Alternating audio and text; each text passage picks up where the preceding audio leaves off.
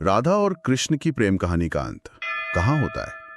ज्यादातर लोगों के लिए तो ये कहानी गांधारी के श्राप और कृष्ण के देहत्याग के साथ ही खत्म हो जाती है। बिल्कुल। पर क्या ये पूरा सच है? ये बहुत दिलचस्प सवाल है, क्योंकि आज हमारे पास जो स्रोत है वो इसी सवाल का जवाब देता है।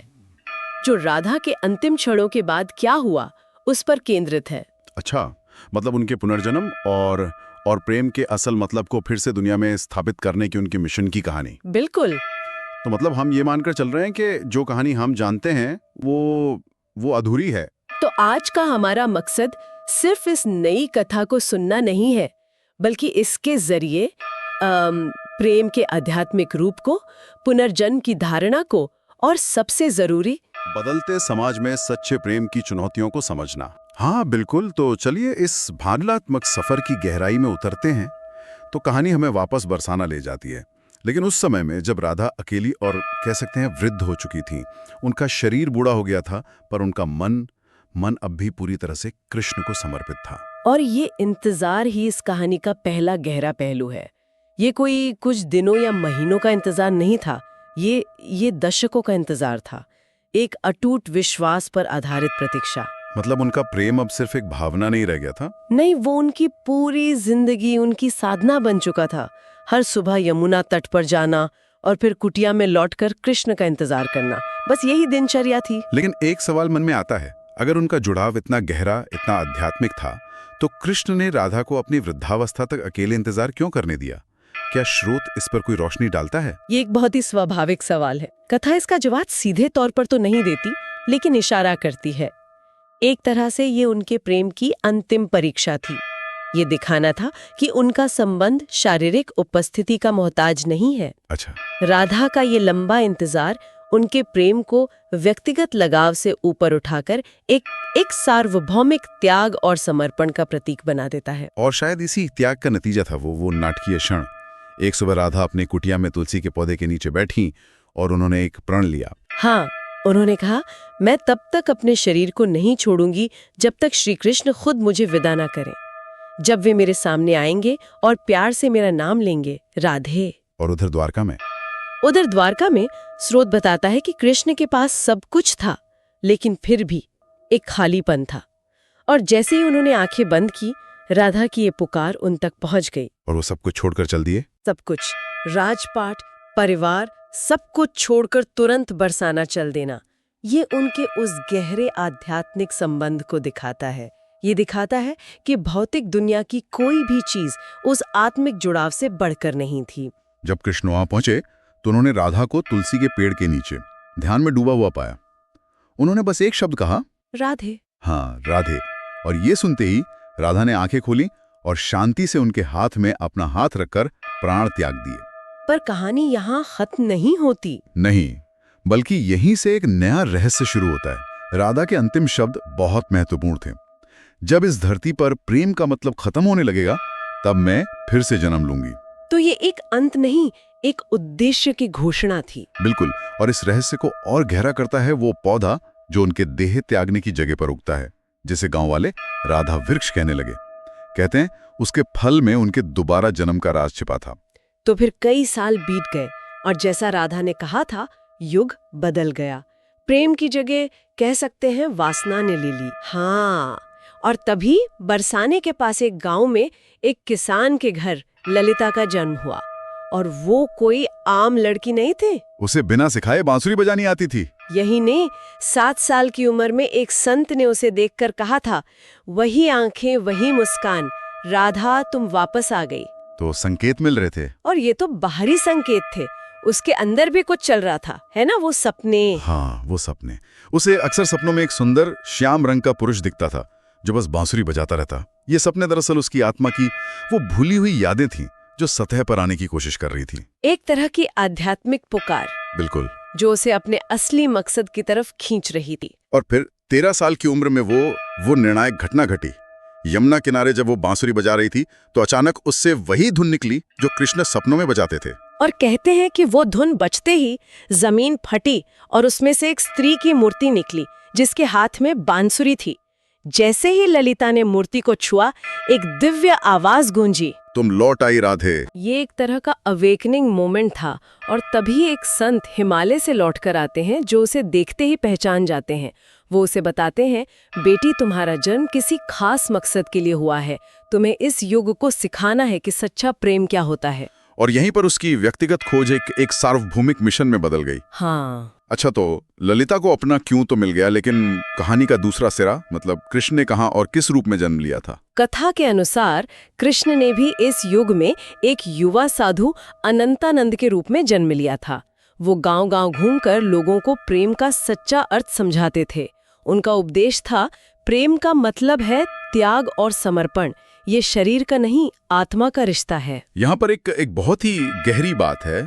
श्रोत कहता है कि अनंतानंद भी अंदर से अधूरा महसूस करते थे। वो भी सपनों में एक स्त्री को देखते थे जिसकी उन्हें तलाश थी।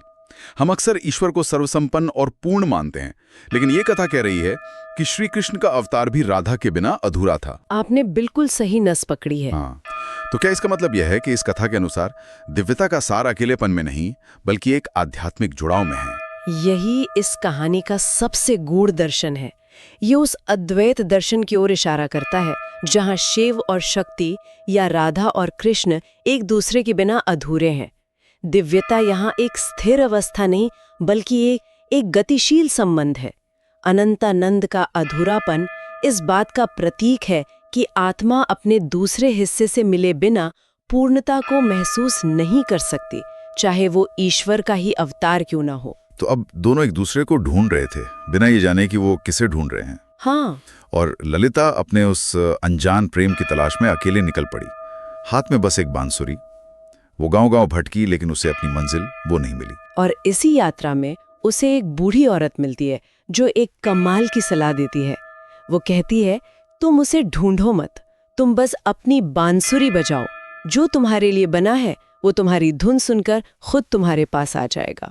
ये तो प्रेम के बारे में एक बहुत बड़ा सत्य है। सच्चा प्रेम खोजा नहीं जाता, उसे अपनी ओर आकर्षित किया जाता है, अपनी सच्चाई से, अपनी कला से। पर समय बीत रहा था और ललिता की हिम्मत टूटने लगी। उसने प्रण लिया कि अगर अगली पूर्णिमा तक वो उसे नहीं ढूंढ पाई तो वो यमुना में अपनी जान दे देगी। और फिर उसने आखिरी बार अपनी बांसुरी बजाई और वो धुन वो मीलों दूर बैठे अनंतानंद तक पहुंची और उन्हें अपनी ओर खींच लाई। उनका मिलना भी बड़ा नाटकीय था। वृंदाधाम में अनंतानंद कथा सुना रहे थे।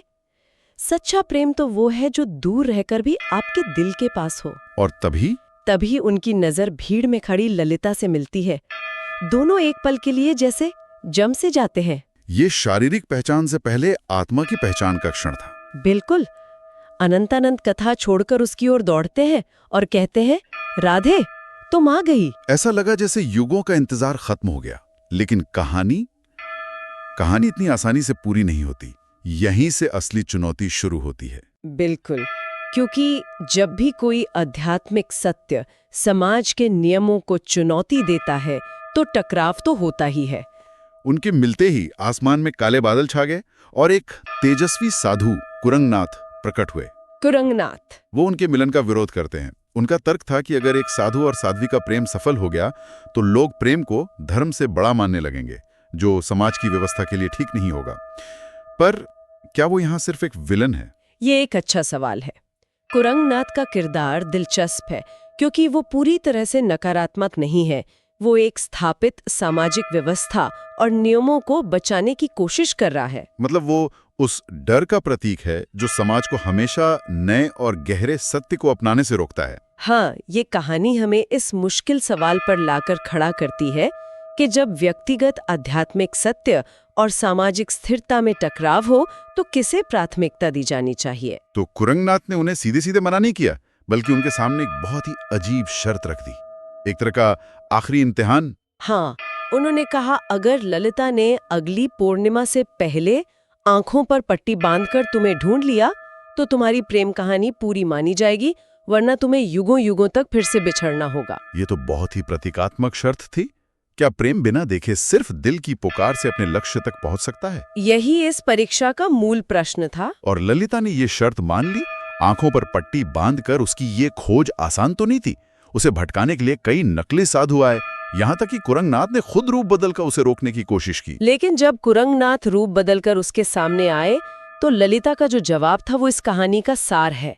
उसने कहा, आप में चमक तो है, पर वह आत्मा नहीं जिसकी मुझे तलाश है। क्या बात है! ये दिखाता है कि सच्चा प्रेम बाहरी रूप रंग से नहीं, बल्कि आत्मा की तरंगों से पहचाना जाता है। इस बीच अनंतानंद एक गुफा में ध्यान कर रहे थे और उन्होंने अपने शिष्यों को ललिता की मदद करने से साफ मना कर दिया। वो भी इस युग में प्रेम की शक्ति को परखना चाहते थे। और आखिर में ललिता उस गुफा तक पहुंची गई। अंदर जाती उसे अनंतानंद की मौजूदगी का एहसास हुआ। उसने अपनी बांसुरी उनके पैरों में रख दी और अनंतानंद ने बांसुरी उठाकर वही धुन बजाई। उन्होंने ललिता की आंखों से पट्टी खोली और कहा, राधे, इस बार भी तुमने मुझे अपने शरीर से नहीं बल्कि अपने दिल और आत्मा से पहचान लिया। तो व्यक्तिगत परीक्षा तो पास हो गई, लेकिन अब सामाजिक स्वीकृति की चुनौती बाकी थी। हाँ, एक साधु ने कहा कि तुम्हारा प्रेम तभी पवित्र माना जाएगा जब समाज इसे स्वीकार करेगा। इसलिए उन्हें राजा की सभा में जाना पड़ा। और राजसभा में राजा ने उन पर ब्रह्मचार्य तोड़ने का सीधा आरोप लगा दिया। इस पर अनंतानंद ने तर्क दिया, प्रेम वासना नहीं, आत्मा का मिलन है। युगों पहले जब राधा कृष्ण ने प्रेम किया था तब भी समाज ने यही कहा था और उन्हें अलग कर दिया था। फिर ललिता ने अपनी पूरी परीक्षा की कहानी सुनाई। और राजा का जो अंतिम फैसला था वो इस कथा का क्लाइमेक्स है। बिल्कुल। सब कुछ सुनने के बाद राजा कहते हैं कि बचपन में उनकी माँ उन्हें राधा कृष्ण की कहानी सुनाती थी और जब वो पूछते कि उन्होंने शादी क्यों नहीं की तो माँ चुप हो जाती थी। और आज उन्हें जवाब मिला। हाँ, राजा ने कहा, आज मुझे समझ आया कि शादी समाज का नियम है लेकिन प्रेम आत्मा का। और उन्होंने उनके प्रेम को मान्यता दे दी। ये सामाजिक नियमों पर आध्यात्मिक सत्य की एक प्रतीकात्मक जीत थी। ये फैसला आज के समय में भी कितना प्रासंगिक है ना?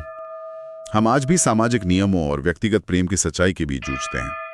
तो इस पूरी कहानी को अगर हम समेटें तो ये प्रेम की उस शाश्वत प्रकृति के बारे में है जो जन्मों और युगों से परे है। हाँ, ये दिखाती है कि सच्चा प्रेम सिर्फ एक एहसास नहीं बल्कि एक आध्यात्मिक यात्रा है जिसे अक्सर समाज और इसके बनाए नियमों की कसौटी पर परखा जाता है। और इसका आज के लिए महत्व यही है कि ये हमें सतही आकर्षण और गहरे आत्मिक जुड़ावों के बीच फर्क करने पर मजबूर करती है। ये कहानी पूछती है कि क्या हमारा प्रेम सुविधा और सामाजिक स्वीकृति पर आधारित है या फिर वो किसी भी परीक्षा का सामना करने के लिए तैयार है। ये त्याग और समर्पण की बात करता है जो आज की इंस्टेंट ग्रेटिफिकेशन वाली दुनिया में एक बहुत ही जरूरी सबक है। बिल्कुल। और इसी के साथ हम अपने श्रोताओं के लिए एक सवाल छोड़ना चाहेंगे।